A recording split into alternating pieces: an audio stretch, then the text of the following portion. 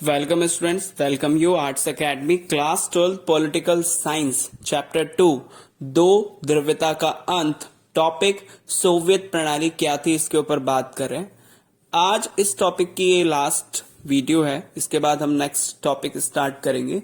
लेकिन इससे पहले इस टॉपिक में हमने किस चीज के बारे में डिस्कस किया, तो मोस्टली इसमें हमने जो पूरा पढ़ा वो सोवियत प्रणाली, सोवियत व्यवस्था, साम्यवाद व्यवस्था या समाजवादी व्यवस्था के बारे में पढ़ा।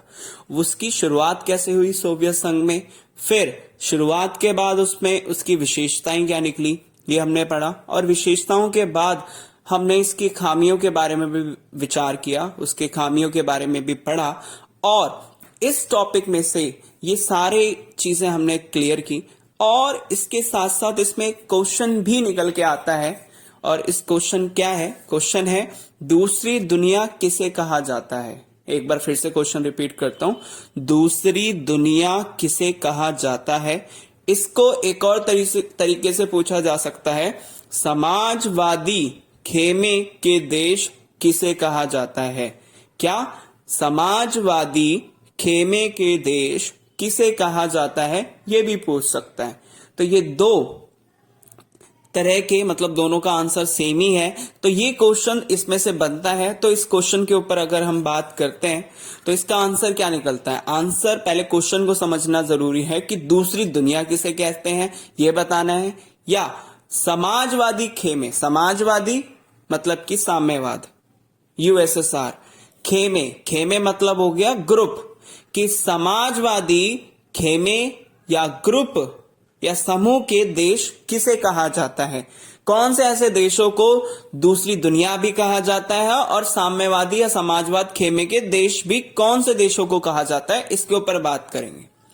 तो सबसे पहला इसमें आंसर लिखते हैं, आंसर इसका ये है, दूसरे विश्व युद्ध के बाद, जैसा ही दूसरा विश्व युद्ध खत्म हुआ, तो खत्म होने के बाद पूर्वी यूरोप के देश, मतलब कि पूर्वी यूरोप के देश थे, पूर्वी यूरोप के देशों को सोवियत संघ के अंकुश में आ गए थे।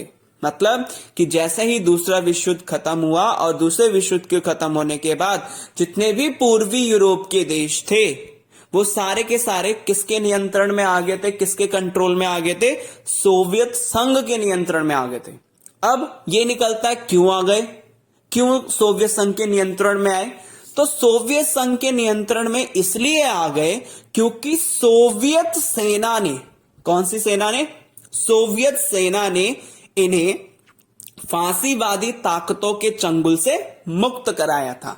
मतलब कि जैसा ही दूसरा विश्व युद्ध खत्म हुआ और दूसरे विश्व युद्ध के खत्म होने के बाद ही जितने भी पूर्वी यूरोप के देश थे वो सारे के सारे सोवियत संघ के नियंत्रण में आ गए थे। क्यों?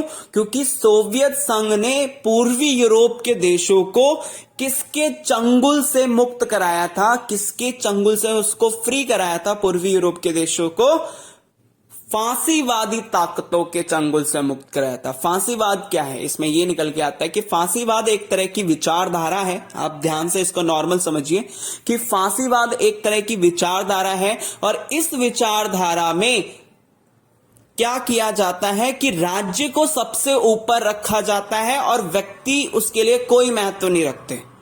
राज्य ने जो बोल दिया वही व्यक्ति सारे करेंगे, कोई व्यक्तिगत स्वतंत्रता, लोकतंत्र, कोई कुछ नहीं होता। जो एक बार राज्य ने बोल दिया कि जो सारी की सारी शक्तियां हैं, फांसीवादी विचारधारा में क्या होता है कि सारी की सारी जो शक्तियां हैं वो किसी एक व्यक्ति के हाथ में आ जाती हैं।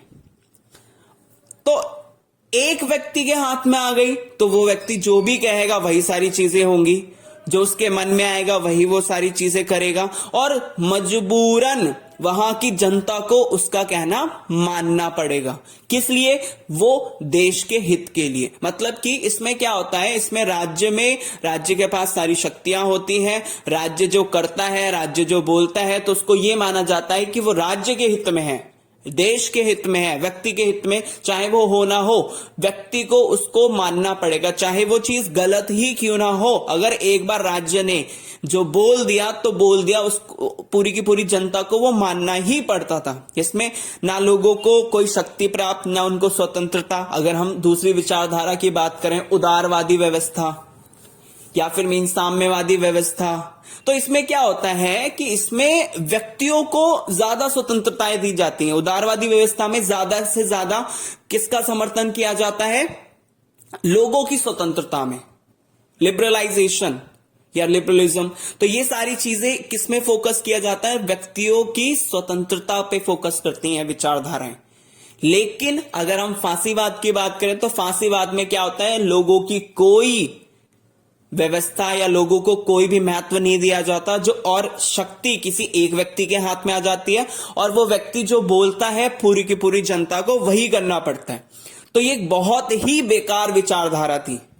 तो इन विचारधाराओं के जो लोग थे, जो राज्य थे, उससे मुक्त कराया। मतलब पूर्वी यूरोप पर पूरा का पूरा इसका फांसीवादी ताकतों का, फांसीवादी जो ताकतें, जो इस विचारधारा को मानने वाले लोग था, उनका कंट्रोल था।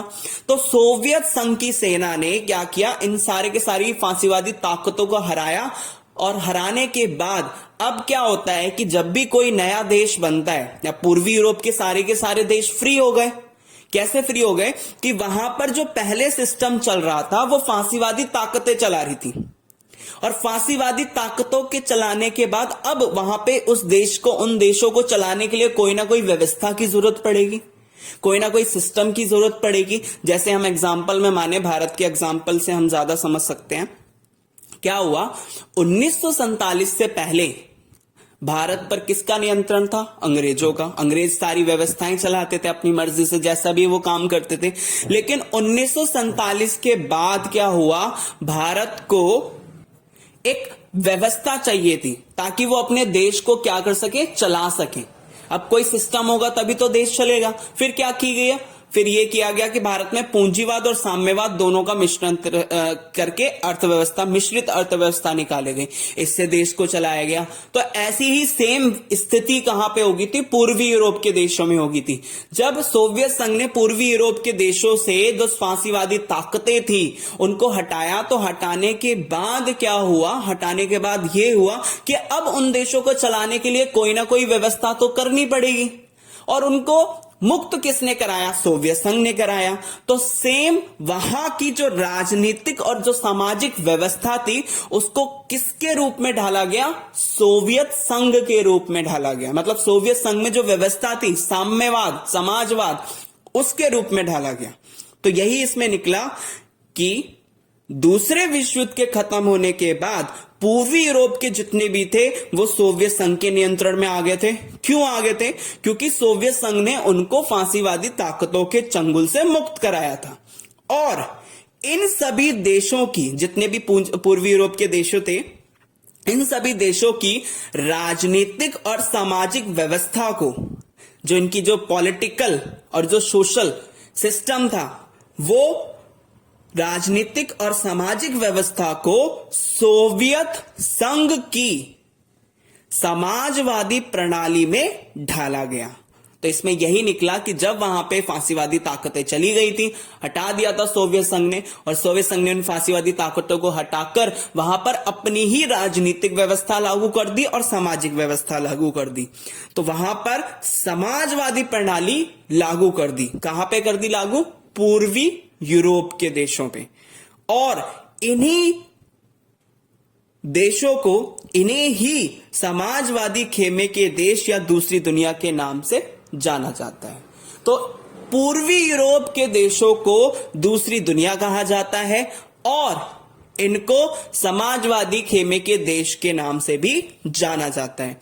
तो इसमें क्वेश्चन हमारा यही था कि दूसरी दुनिया किसे कहते हैं, और इसी से क्वेश्चन ये निकलता है कि समाजवादी खेमे के देश किसे कहा जाता है। तो इसमें आंसर यही निकला कि पूर्वी यूरोप के देशों को सोवियत संघ ने फांसीवादी ताकतों से मुक्त कराया था, उनके चंगुल से मुक्त कराया, और उसके बाद वहां पे समाजवादी प्रणाली, व्यवस्था लागू कर दी। और व्यवस्था लागू करने के बाद इन्हें दूसरी दुनिया के नाम से जाना गया, पूर्वी यूरोप के देशों को। इसके साथ साथ इन्हें समाजवादी खेमे के देश के नाम से भी जाना गया। होप सो आपको ये पूरा टॉपिक समझ में आया होगा। Thank you.